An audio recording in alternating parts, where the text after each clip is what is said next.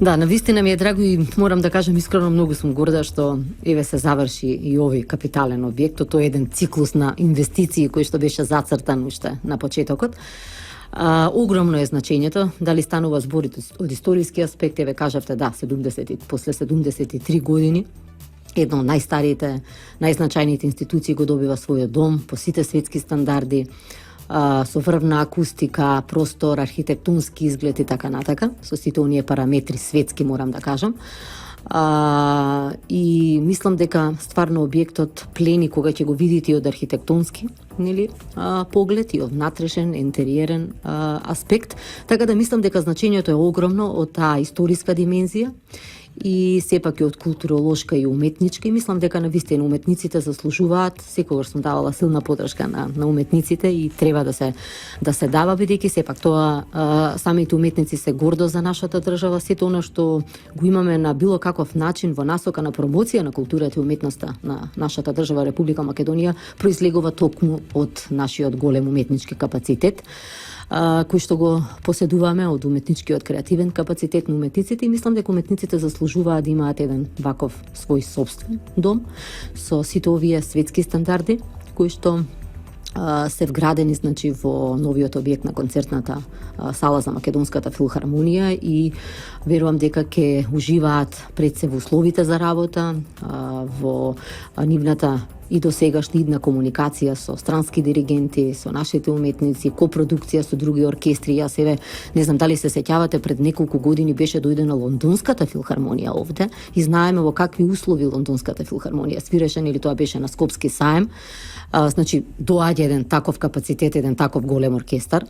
Јас се сеќавам, Израелската филхармонија беше дојдена заедно со Зубин Мехта, тоа беше години назад. Исто така има, тие се несоодветни услови. Мислам, они се дојдени свират, но сепак се знае во светот во какви услови се музицира кога станува збор за филхармонија, и мислам дека навистина самиот објект ќе даде одлична можност и за копродукција со другите нивни сродни, се разбира, институции и филхармонии од регионот и пошироко, и условите за самите диригенти кои што доаѓаат, и реализација на сите оние програмски содржини и цели кои што им се зацртани, нели, до крајот на годината, верувам, нели, понатаму.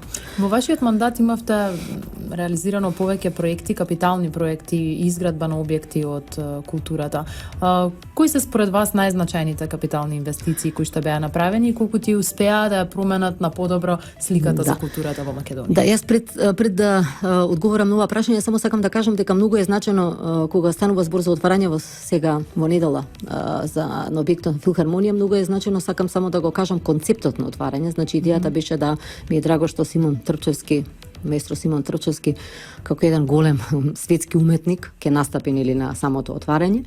Диригентот Ашкенази, кој што е дојден, еве, во овие денови, оваа недела, навистина континуирано одам да ги следам пробите и стварно сум воодушевена од самиот диригент, оркестарот, од врвната акустика. Тоа ни беше приоритет и навистина самите мерења и сите оние резултати го даваат најдоброто што може да биде во таа насока. Така и концептот ни беше да одиме со нашиот оркестар, со маестро Симон Трчевски, да имаме еден врвен странски диригент и сепак една програма каде што ќе бидат застапени македонски автори, се разбира и странски, така да верувам дека ќе ужива публиката на самото отварање.